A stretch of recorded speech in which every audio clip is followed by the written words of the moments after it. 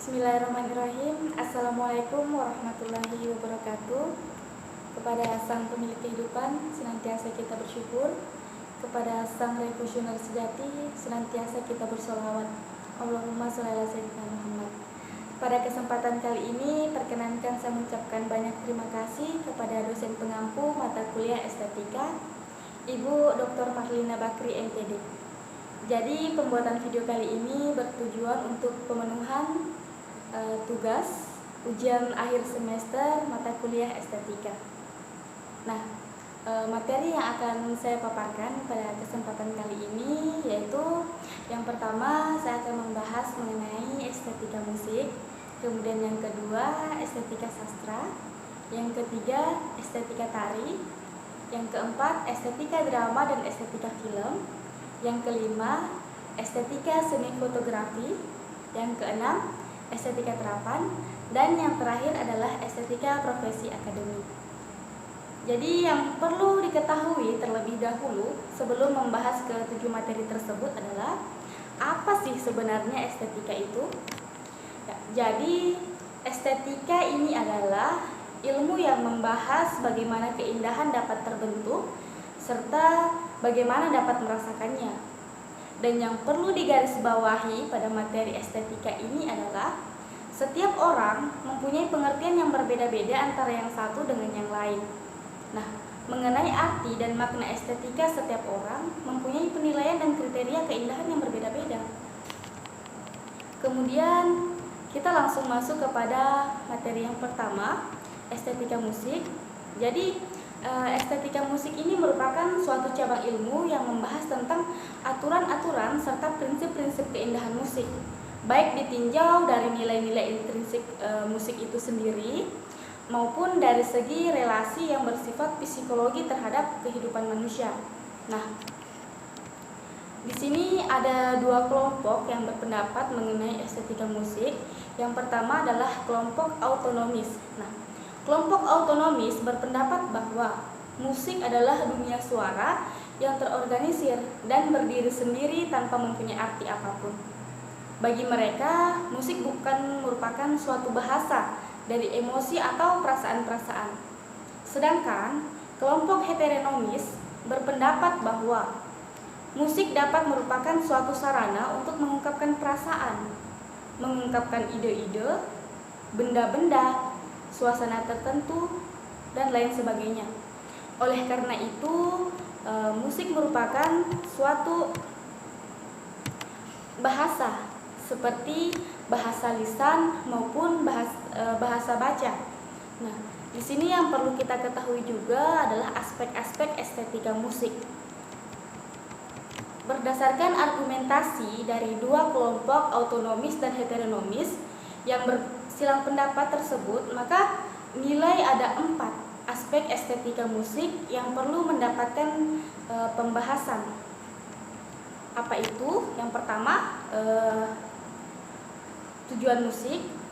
Jadi tujuan musik ini sebagai sarana komunikasi, musik merupakan bahasa universal yang mampu menciptakan perdamaian, solidaritas antara manusia. Yang kedua, di sini kita membahas nilai-nilai intrinsik dari musik. Jadi nilai-nilai intrinsik ini dapat ditentukan sifatnya oleh 3 unsur. Yang pertama, unsur daya atau strength, kemudian gerak, movement, yang ketiga rasio atau passion.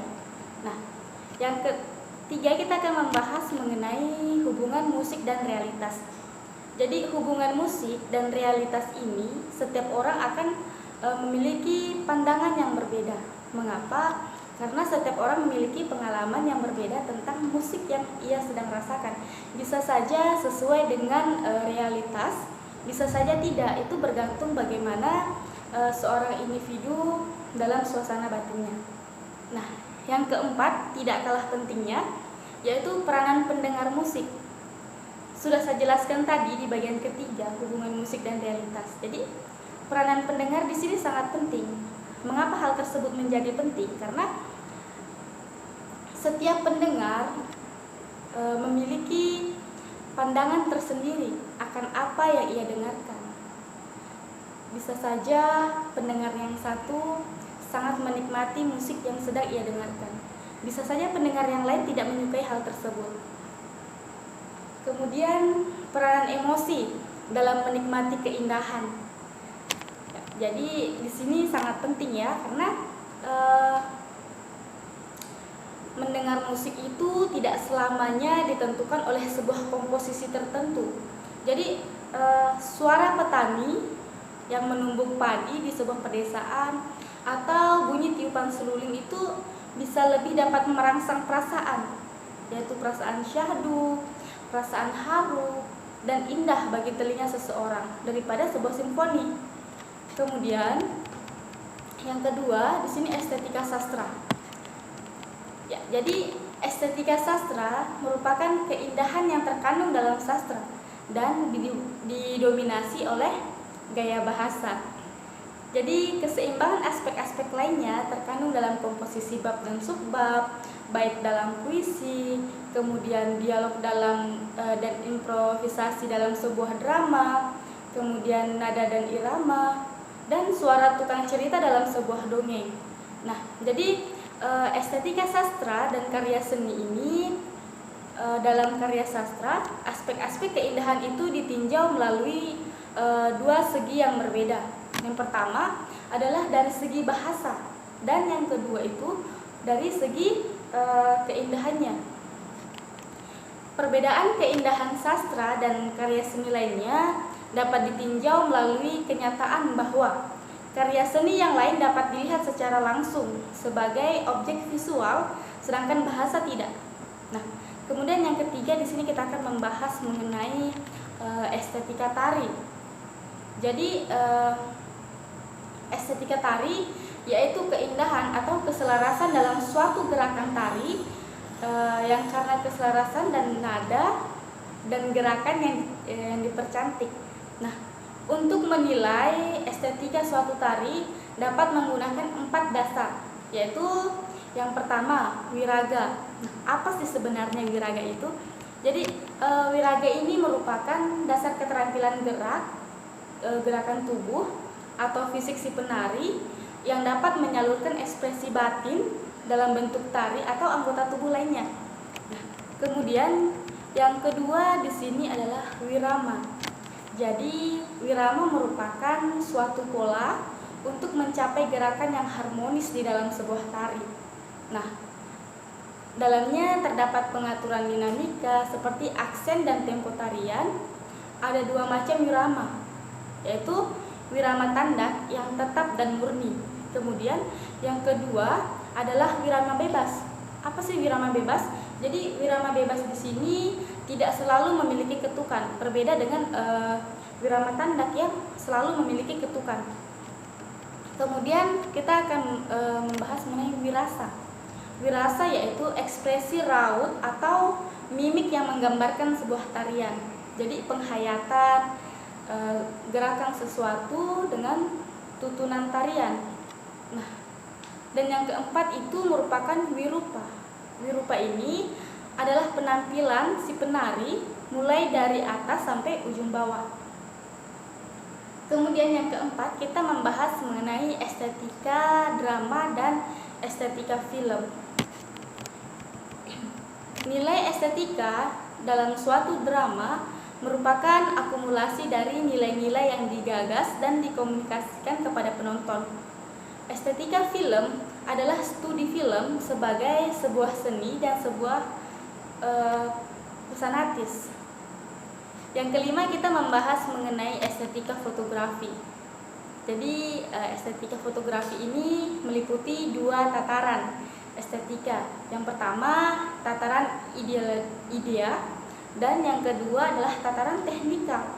Jadi tataran idea ini yaitu estetika yang berhubungan dengan gagasan, ide atau konsep. Nah, sedangkan estetika tataran teknikal yaitu merupakan penggalian estetika melalui teknik pemotretan.